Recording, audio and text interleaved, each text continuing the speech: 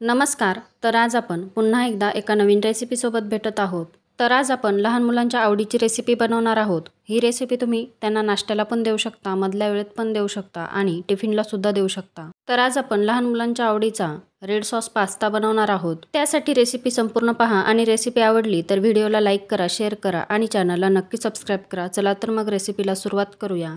Red sauce pasta बनवण्यासाठी इथे मी 3 मध्यम आकाराचे टोमॅटो स्वच्छ धुवून घेतलेले आहे. टोमॅटो लाल रंगाचे घ्यायचे, म्हणजेच पिकलेले घ्यायचे. आता टोमॅटोच्या वरच्या भागाला क्रॉस कटिंग करून घ्यायचं. पूर्णपणे कट करायचं नाही, अर्ध्यापर्यंतच करायचं. आणि देठाकडचा भाग सुद्धा कट करून घ्यायचा, म्हणजे जेव्हा आपण टोमॅटो बॉईल करू तेव्हा त्याची साल लगेचच निघेल. जास्त वेळ आपल्याला टोमॅटो सोलत बसावं लागणार नाही. आता एका पातेल्यामध्ये 1 ग्लास पाणी गरम केलेलं आहे. त्यामध्ये 3ही टोमॅटो टाकायचे आणि 3 बेडगी मिरची टाकायची. बेडगी मिरची नसेल तर कुठल्याही प्रकारची वाळलेली लाल मिरची असेल तर ती सुद्धा तुम्ही टाकू शकता. फक्त एवढंच की बेडगी मिरचीने सॉसला रंग छान येतो त्यासाठी. आता व्यवस्थित मिक्स करायचं आणि 10 मिनिटं छान टोमॅटो बॉईल होऊन द्यायचे.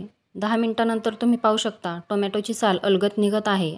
याचा अर्थ टोमॅटो परफेक्ट बॉईल झालेले आहे. आता एका बाउलमध्ये थंड पाणी घ्यायचं आणि त्या थंड पाण्यामध्ये हे टोमॅटो आणि बेडगी मिरची टाकून घ्यायची, म्हणजे टोमॅटो लवकर थंड होतील आणि त्याची साल लवकर काढता येईल आणि हाताला चटके लागणार नाही त्यासाठी. आणि याशिवाय आपण जो रेड सॉस बनवणार आहोत त्याचा रंग देखील छान लालसर येईल त्यासाठी. आता टोमॅटो थंड झाल्यावरती त्याची साल काढायचे आणि लगेचच मिक्सरच्या भांड्यात टाकायचे. लाल मिरची आणि टोमॅटो दोन्हीही मिक्सरच्या भांड्यात टाकून त्याची प्युरी तयार करून घ्यायची.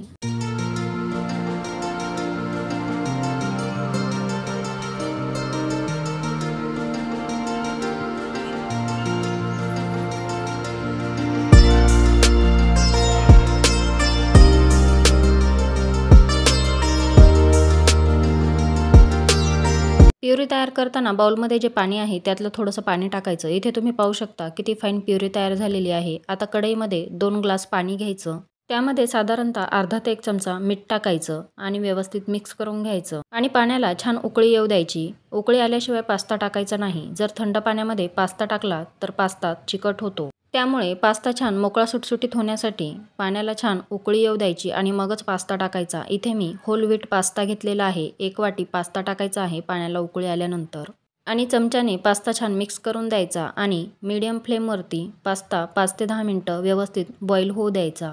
आता 10 मिनिटानंतर तुम्ही पाहू शकता पास्ता व्यवस्थित शिजलेला आहे. आता पास्ता व्यवस्थित शिजलाय हे कशावरून ओळखायचं तर चमच्यामध्ये पास्ता घ्यायचा आणि सुरीने पास्ता कट करून बघायचा. पास्ता जर लगेच कट झाला तर समजायचं पास्ता व्यवस्थित शिजलेला आहे.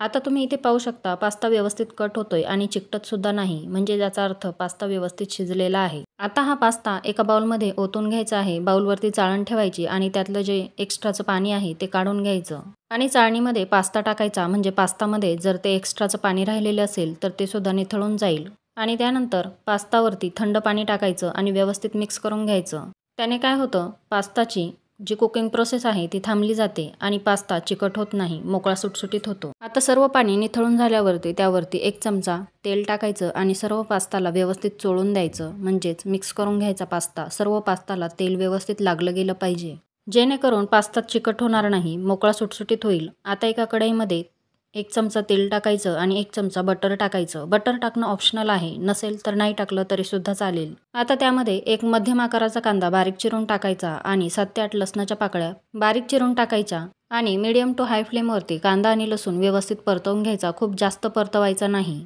कारण तो आपण सॉस बनवताना त्यामध्ये सुद्धा थोडासा शिजला जाणार आहे त्यासाठी. आता कांदा परतवून झाल्यावर त्यामध्ये 1 छोट्या आकाराची शिमला मिरची बारीक कट करून टाकायची आणि ती सुद्धा 2 ते 3 मिनिटं परतवून घ्यायची आणि त्यानंतर त्यामध्ये आपण तयार करून घेतलेला टोमॅटोचा सॉस टाकायचा आणि व्यवस्थित मिक्स करून 2 ते 3 मिनिटं व्यवस्थित उकळी येऊ द्यायची सॉसला.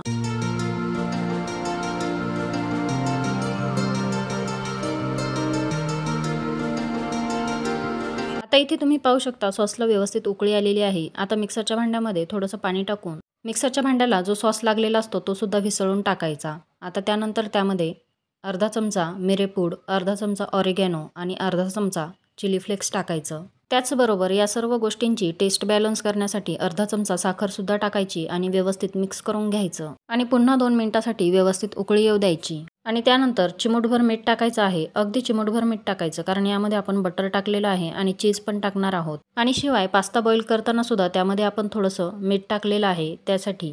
आता यामध्ये जो पास्ता आपण बॉईल करून ठेवलेला होता तो पास्ता टाकायचा आणि व्यवस्थित मिक्स करून घ्यायचं। 2 ते 3 मिनिटांसाठी व्यवस्थित मिक्स करत पास्ता परतवून घ्यायचा आहे। या रेसिपीमध्ये तुम्ही कुठलीही गोष्ट तुमच्या आवडीनुसार कमी जास्त करू शकता। शिवाय लहान मुलांना देत असाल तर त्यामध्ये तुम्ही गाजर सुद्धा टाकू शकता।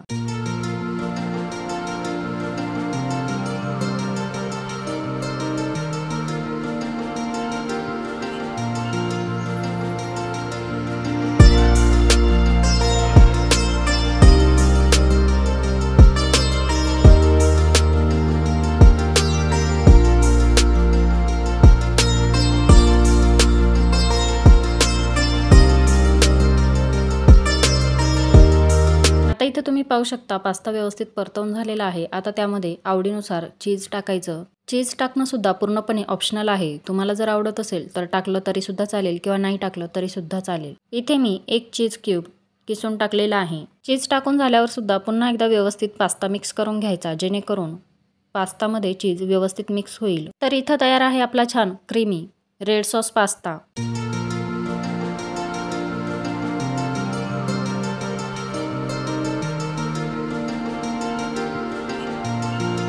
खूप सोपी रेसिपी आहे आणि झटपट बनणारी आहे। तुम्हाला जर ही रेसिपी आवडली असेल तर नक्की लाईक करा, शेअर करा आणि चॅनलला सबस्क्राईब करा आणि कमेंट बॉक्समध्ये सांगायला अजिबात विसरू नका।